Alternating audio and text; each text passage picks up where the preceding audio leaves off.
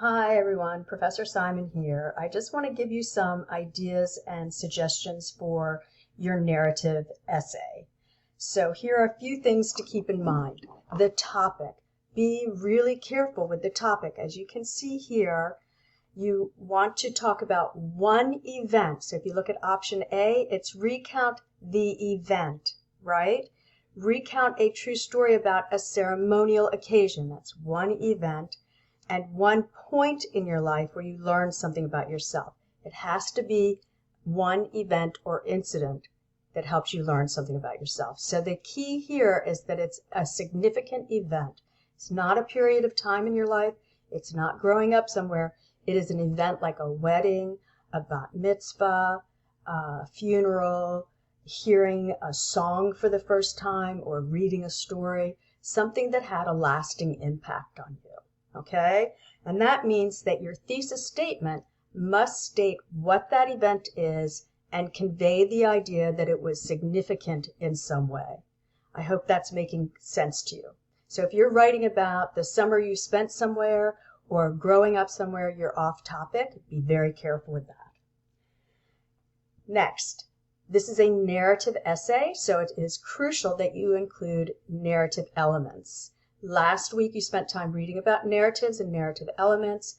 Hopefully in your reader response you analyzed and noticed some of the narrative elements in the stories that you read, and there's a video telling you about narratives. So now is your turn to use those narrative elements to tell a story. So what are they? They're using chronological order. They're using time transitions to let the reader know when things happened. That's using the past tense, dialogue, and lots of descriptive detail. But be careful with the descriptive detail because it's easy to go overboard and include details that just kind of distract from the story rather than add to the story. So that's important. Finally, in your conclusion, make a point. Everybody has that friend who tells stories and you're just listening, and you're thinking, so what does this have to do with me? Well, you don't want your narrative to be like that. You want to have a point. Answer the question, so what? Think about what you want your audience to take away from having read your story, and that's in the conclusion. And of course, you have to follow MLA format. That's one of our course outcomes. Following the format correctly is important. Again, there's resources in the Start Here folder. There's MLA videos. I have one that I can post for you, but make sure that you follow MLA exactly. And of course, proofread and check your essays carefully. There's nothing worse than having to read a bunch of unproofread and checked essays. So for my sake, if nobody else's, please check your work carefully. I know that we refer to this as a rough draft. I don't like the idea of a rough draft because it seems to give me permission to be really weak in my writing.